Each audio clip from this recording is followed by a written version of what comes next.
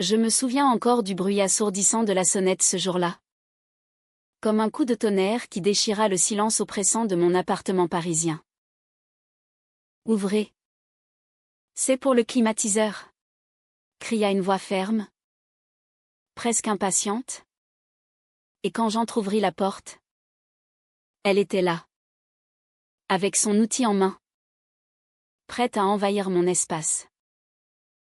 Mais ce n'était pas le froid que j'attendais, c'était une chaleur qui allait tout consumeur. Mon nom est Clémence. Et à 35 ans, je vivais dans un cocon de solitude au cœur du Marais. Ce quartier vibrant où les rues pavées murmuraient des histoires d'amour défendues. J'avais appelé une entreprise de réparation parce que mon climatiseur avait rendu l'âme en pleine canicule estivale, transformant mon petit 2 pièces en fournaise insupportable. Angélique, c'était son nom. Gravé sur son badge entra d'un pas rassuré. Sa salopette bleue tachée de graisse. Ses cheveux noirs attachés en une queue de cheval négligée qui laissait échapper quelques mèches rebelles. Elle avait ce regard perçant. Des yeux sombres qui semblaient scruter au-delà des apparences. Et une peau hâlée qui trahissait peut-être des origines plus au sud. Comme l'Espagne. Bien que son accent soit purement parisien. Bonjour. Madame. Où est l'appareil ? Demanda-t-elle sans préambule. Son ton professionnel masquant une fatigue évidente. Je la guidai vers le salon, où le climatiseur mural gisait inerte. Et pendant qu'elle l'examinait, je ne pus m'empêcher de l'observer. Pourquoi cette femme m'intriguait-elle autant ? Était-ce sa assurance ? Ou cette façon qu'elle avait de mordiller sa lèvre inférieure quand elle se concentrait ? Mon cœur, habitué à la routine d'une vie sans éclat, se mit à battre un peu plus fort. Qu'est-ce qui m'arrive ? Me dis-je intérieurement. Je suis hétéro. Marié enfin. Presque divorcée et voilà que je fixe une inconnue comme une adolescente éperdue. Elle se mit au travail. Dévissant des panneaux. Testant des câbles. Et je restais là. Prétextant vouloir surveiller. Vous êtes du quartier, osai-je demander pour briser le silence. Elle leva les yeux. Un sourire fugace aux lèvres. Non. J'habite à Montmartre. Mais Paris est petit. Non. Sa réponse était laconique. Mais elle ouvrit la porte à une conversation hésitante. Nous parlâmes du temps. Des grèves incessantes. Et petit à petit. De nos vies. Elle me raconta qu'elle avait quitté un boulot stable en informatique pour devenir technicienne. Cherchant plus de liberté. La vie de bureau. C'est pas pour moi. J'aime réparer les choses cassées. Les remettre en marche. Ces mots résonnaient en moi comme une métaphore de ma propre existence brisée. Mon mariage avec Pierre s'était effondré 6 mois plus tôt. Après des années de disputes et de silence. Il m'avait trompé avec une collègue. Et j'avais claqué la porte sans regarder en arrière. Mais au fond de moi, une voix murmurait que ce n'était pas seulement sa faute, j'avais toujours ressenti un vide. Une attirance diffuse pour les femmes que j'avais enfouies sous des couches de conventions sociales. Et si c'était ça ? Le problème ? Pensais-je en la regardant manipuler ses outils avec dextérité. Angélique. Elle. Semblait si libre. Si assumée. Elle mentionna en passant une ex-petite amie. Et mon estomac se noua. Elle est lesbienne ? La révélation me frappa comme un éclair. Et soudain, l'air devint plus lourd. Pendant qu'elle travaillait, je préparais du café. Et nous nous assîmes un moment sur le balcon minuscule, surplombant les toits de Paris. Vous semblez triste, dit-elle soudain, ses yeux plongeant dans les miens. Je déglutis. Surprise par sa perspicacité. C'est rien. Juste la vie. Mais elle insista doucement. La vie. C'est fait pour être réparé. Comme votre clim. Ces paroles touchèrent une corde sensible.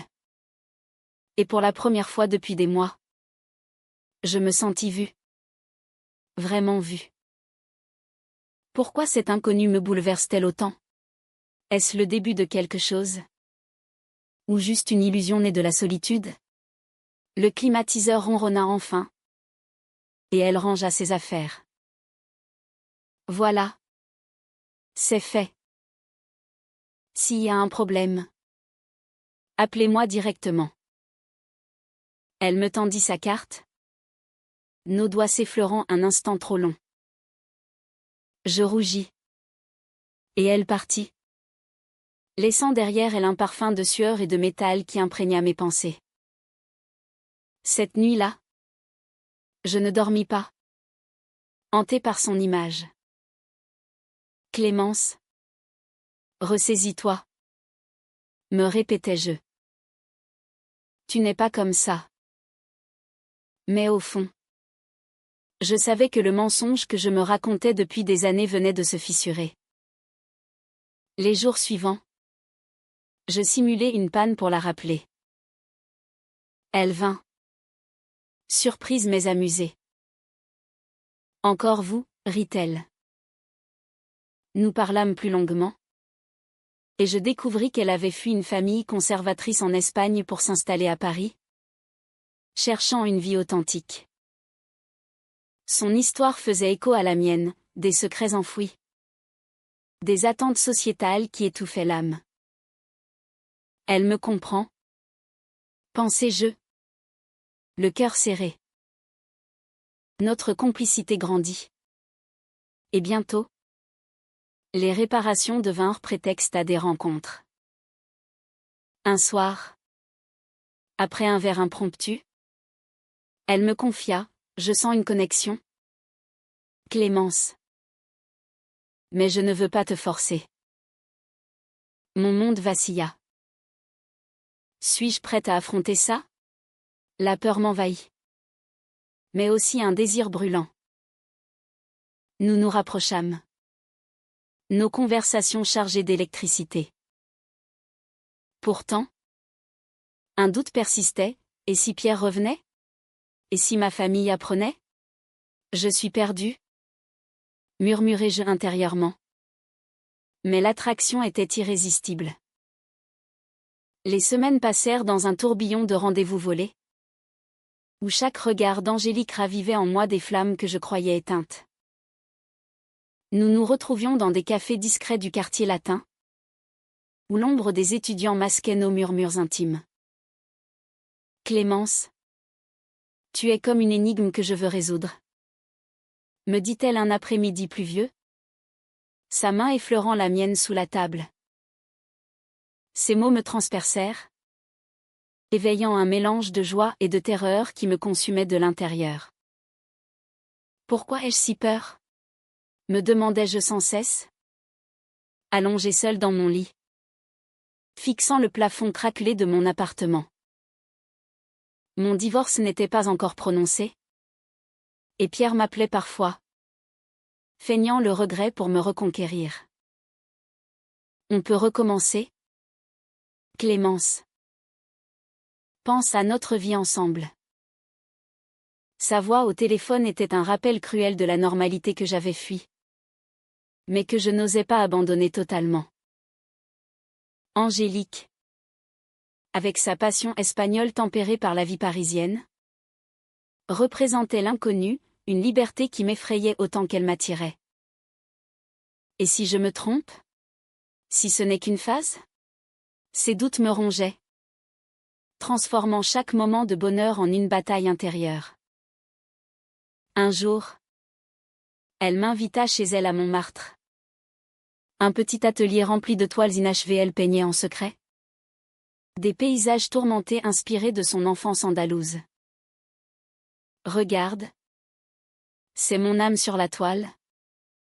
murmura-t-elle en me montrant un tableau aux couleurs vives, où des ombres dansaient comme des secrets inavoués. Nous nous assîmes sur son vieux canapé. Et pour la première fois, elle m'embrassa doucement sur la joue. Mon cœur explosa. C'est mal? Non. Pensai-je. Mais mon corps trahissait ma raison. Nous parlâmes des heures, de nos peurs, de nos rêves brisés. Elle me raconta son ex, une femme qu'il avait quittée pour un homme, la laissant avec une méfiance profonde. Je ne veux plus souffrir, Clémence.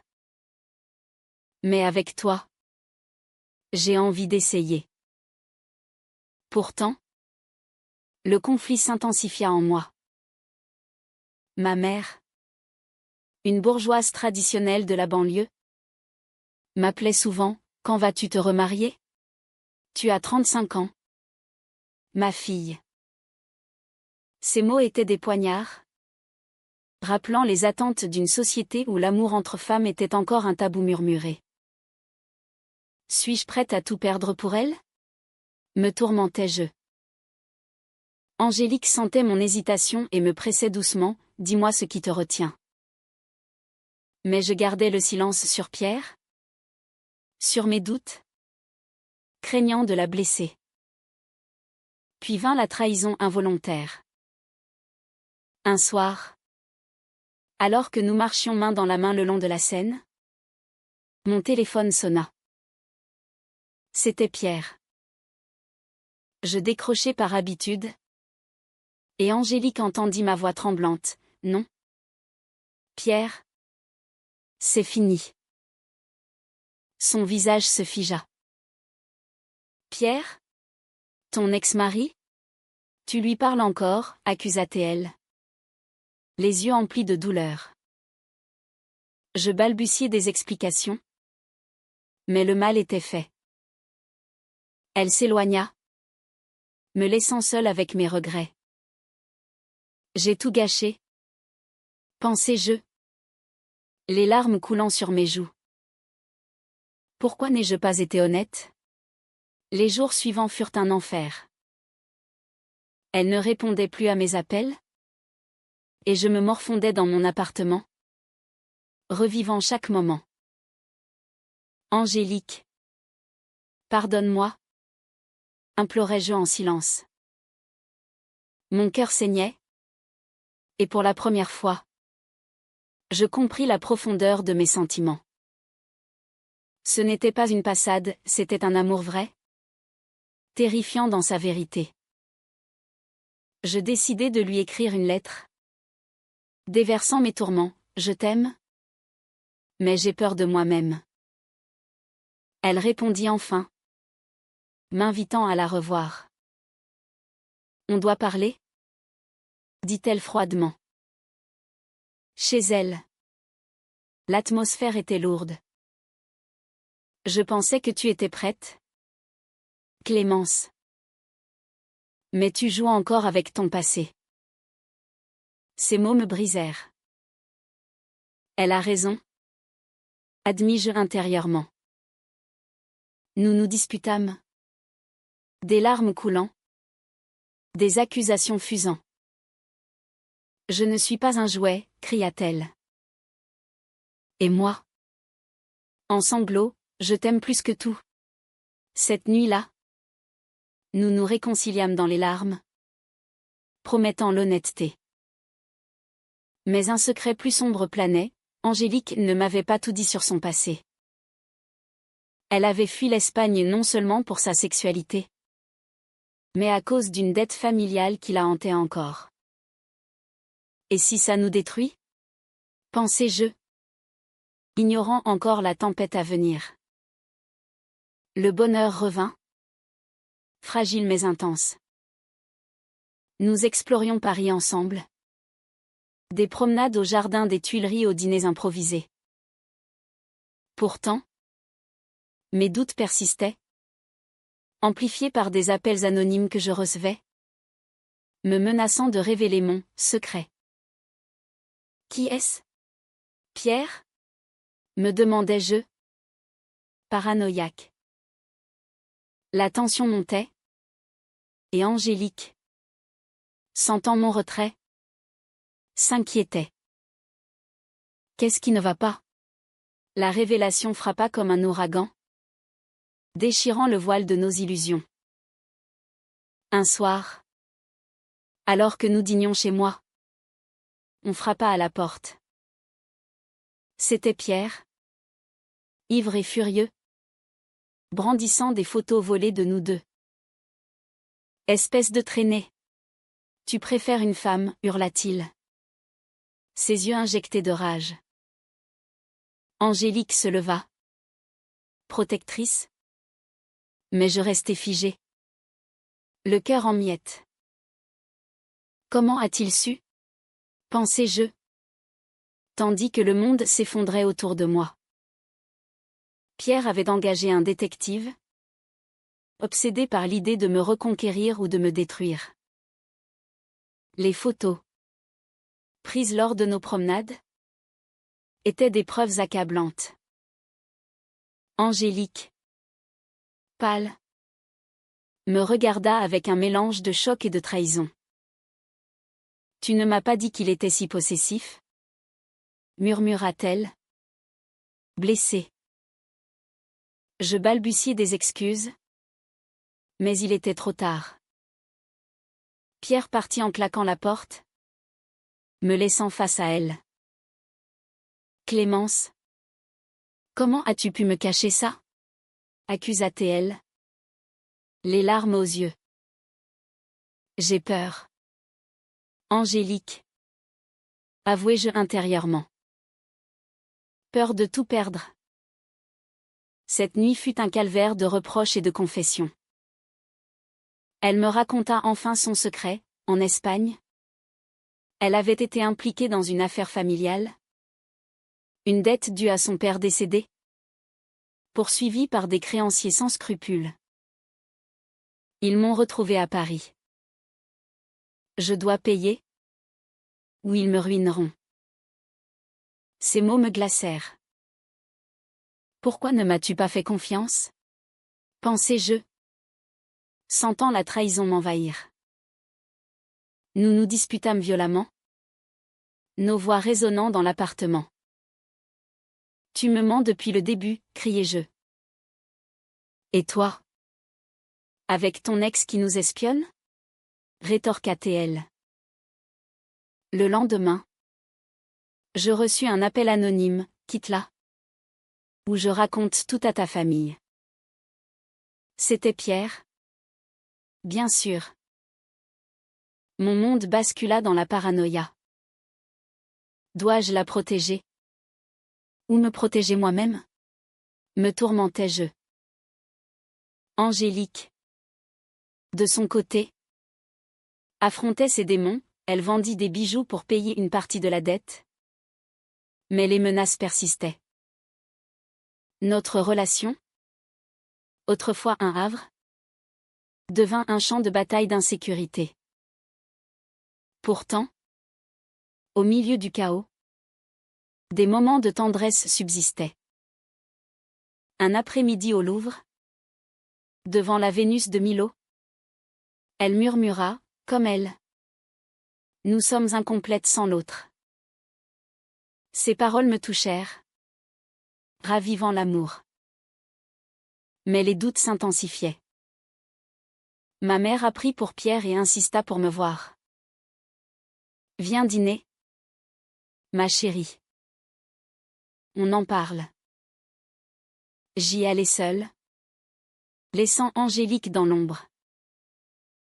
Là, face à ma famille, je mentis, je suis seule. Maman. Traîtresse. Me maudis-je.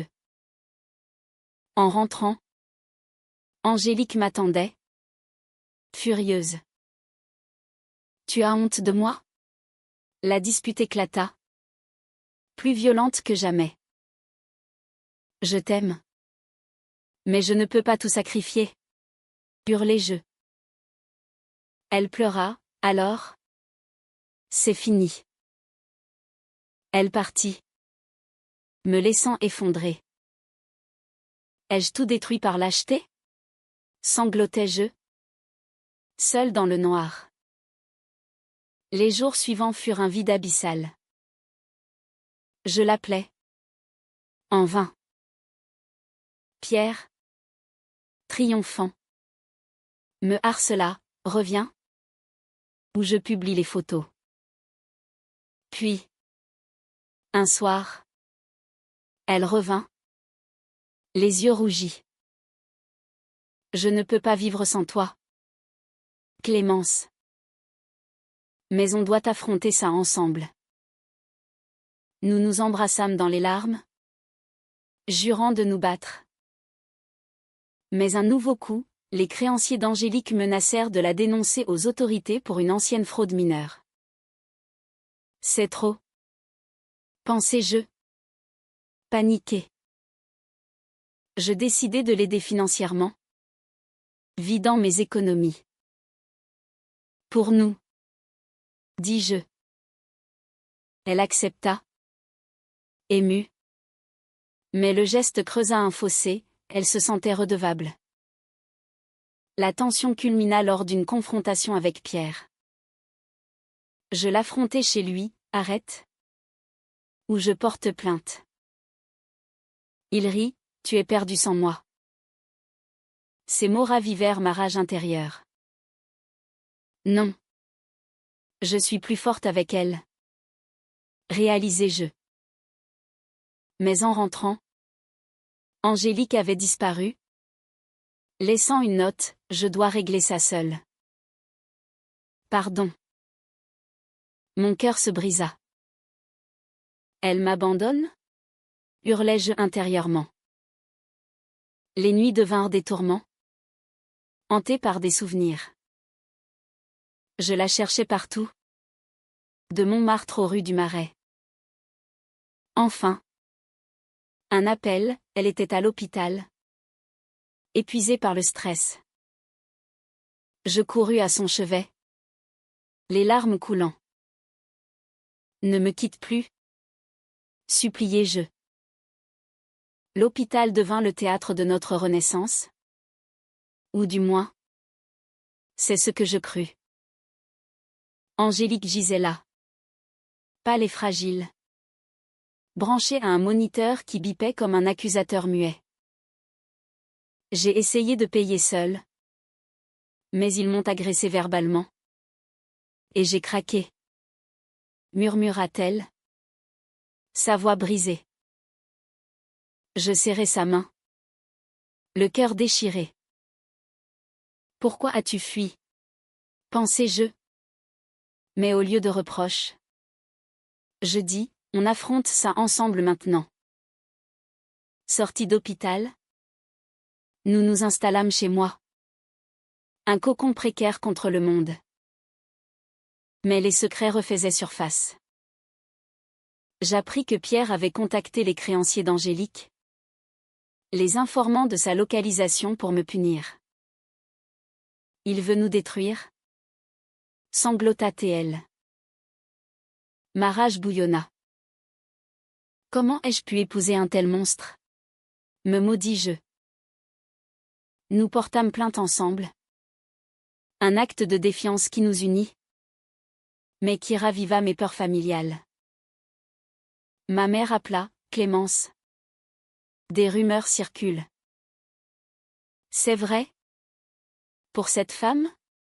Sa voix était un mélange de dégoût et d'inquiétude. Je raccrochai. Tremblante. Dois-je leur dire? Me torturais-je. Angélique m'encouragea, sois toi-même. Mais l'idée de perdre ma famille me paralysait. Un dîner fut organisé. Et j'y allai avec elle. L'atmosphère était glaciale. Ma mère, c'est une phase. Ma fille. Pense à ton avenir. Angélique. Blessée. Resta silencieuse. Elles ne comprennent pas. Pensais-je.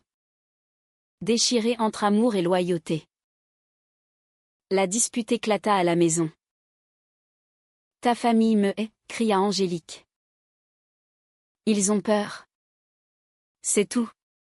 Rétorquai-je. Nos mots devinrent des armes, creusant des plaies profondes. Elle partit encore, me laissant avec un vide insurmontable. Suis-je condamné à la solitude? Hurlai-je en moi-même. Pierre profita de l'occasion pour m'approcher. Reviens. Je pardonne tout. Sa proposition était une tentation cruelle. Un retour à la normalité. Et si j'acceptais? Me demandai-je. Honteuse. Mais l'amour pour Angélique l'emporta. Je la retrouvai à Montmartre. Suppliante. Pardon. Je t'aime trop pour te perdre. Nous nous réconciliâmes dans une étreinte chargée d'émotions, promettant de nous soutenir. Pourtant, un ultime secret d'Angélique surgit, elle avait eu une enfant en Espagne, donnée à l'adoption pour fuir la pauvreté. Je ne te l'ai pas dit par peur de te perdre. La révélation me stupéfia. Une mère? Pensai-je. Mélange de compassion et de trahison. Pourquoi tant de mensonges? Demandai-je. Les larmes coulant. Nous passâmes des nuits à en parler, déversant nos âmes. J'avais 18 ans. Seule. C'était pour son bien. Ces mots me touchèrent, éveillant une empathie profonde. Elle a tant souffert. Réalisai-je. Mais cela amplifia mes doutes, suis-je prête pour une vie si compliquée? La pression montait. Avec Pierre qui publia une photo anonymement sur les réseaux, déclenchant un scandale familial. Ma sœur m'appela, Clémence. Maman est effondrée. Je courus chez elle, affrontant le jugement. Je l'aime. Maman. Accepte-le. Les larmes coulèrent. Et pour la première fois, elle craqua, j'ai peur pour toi.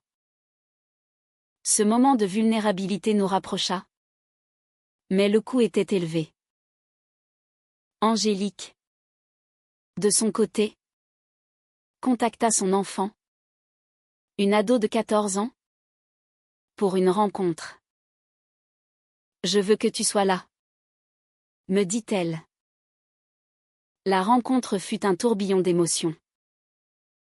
La fille, Maria, ressemblait à Angélique, avec des yeux sombres pleins de questions. Pourquoi m'as-tu abandonné? Demanda-t-elle. Angélique pleura, pour te donner une meilleure vie. Je restai en retrait, le cœur serré. C'est trop pour moi, pensai-je. Mais je soutins Angélique. Maria accepta lentement, et cela renforça notre lien. Pourtant, le climax approchait. Pierre, furieux, menaça de tout révéler publiquement. Je te ruinerai, hurla-t-il au téléphone. Angélique et moi décidâmes de l'affronter ensemble. Chez lui, la confrontation fut explosive. Laisse-nous tranquilles, criai-je. Il rit. Mais voyant notre unité, il céda, signant enfin les papiers du divorce. Victoire amère, pensai-je. La liberté conquise n'apporta pas la paix immédiate, mais un chaos intérieur plus profond que jamais. Avec Pierre hors de nos vies, Angélique et moi nous retrouvâmes face à nos démons personnels, nus et vulnérables. Clémence, est-ce que tout ça en valait la peine? Murmura-t-elle un soir, blottie contre moi. Sa voix tremblante comme une feuille dans le vent parisien. Oui. 1000 fois oui. Pensais-je. Mais les cicatrices saignaient encore, me forçant à affronter l'abîme de mes choix. Les mois suivants furent une épreuve de feu. Maria vint vivre avec nous sporadiquement, apportant joie et chaos. À 14 ans, elle était un tourbillon de questions. Maman? Pourquoi Paris? Pourquoi Clémence? Angélique répondait avec patience. Mais je voyais son tourment. Ai-je le droit d'être mère maintenant? Se demandait-elle. Moi. Je luttais avec mon rôle. Suis-je une belle-mère? Ou une intruse? Ces doutes nous séparaient parfois, menant à des silences lourds. Ma famille, lentement, s'ouvrit. Ma mère invita Angélique à dîner. Donnez-moi du temps. Ce geste fut un baume. Mais il raviva mes peurs enfouies. Et si je regrette? Me torturais-je? Repensant à ma vie d'avant. Angélique le sentit. Tu doutes encore? Sa question était un poignard. Nous nous disputâmes. Nos voix résonnant comme des échos de nos passés brisés. Je t'aime. Mais j'ai perdu temps. Criai-je. Elle pleura. Moi aussi. Clémence. Moi aussi. Pourtant, au cœur de la tempête, un moment de clarté surgit. Lors d'une promenade au Sacré-Cœur, surplombant Paris illuminé, elle s'agenouilla. Épouse-moi. Pour de vrai. Mon cœur s'arrêta. Suis-je prête? Pensais-je. Les larmes coulant. Oui. Murmurai-je. Scellant notre destin. La préparation du mariage fut un mélange de joie et de conflit, Maria excitée. Ma famille hésitante. Et des ombres du passé. Le jour venu. Dans une petite mairie du Marais, entourée de amis choisis, nous échangeâmes des vœux chargés d'émotions. Je t'aime malgré les tempêtes, dis-je. La voix brisée. Elle répondit, avec toi. Je suis entière. Mais au fond, un doute persistait. Est-ce le happy end? Ou un nouveau début fragile? La vie post-mariage apporta des défis. Angélique reprit la peinture, exposant ses toiles, symbole de sa renaissance. Moi, je quittais mon job monotone pour enseigner la littérature, trouvant un sens dans les mots. Maria s'intégra, nous appelant, mais maman. Pourtant, les nuits, je me réveillais en sueur. Et si Pierre revenait? Et si les créanciers? Angélique me serrait. On est plus forte. Un an plus tard, une lettre arriva. Pierre s'excusait, partant pour l'étranger. J'ai compris. Soyez heureuse. Ces mots libérèrent un poids. Ma mère, enfin, nous embrassa. Je suis fière de toi, Clémence. Ces acceptations guérirent des plaies. Mais le vrai combat était intérieur. Aujourd'hui, assise sur notre balcon, regardant Paris s'éveiller, je tiens la main d'Angélique. J'ai choisi l'amour. Malgré tout, pensais-je, le cœur rempli de gratitude. Notre histoire, tissée de trahison et de rédemption, nous a rendues plus humaines. Maria rit dans la pièce voisine. Et je sais que, malgré les cicatrices, nous avons trouvé la paix. Pas parfaite, mais authentique. Un amour qui, Comme un climatiseur réparé. À apporter la fraîcheur après la fournaise.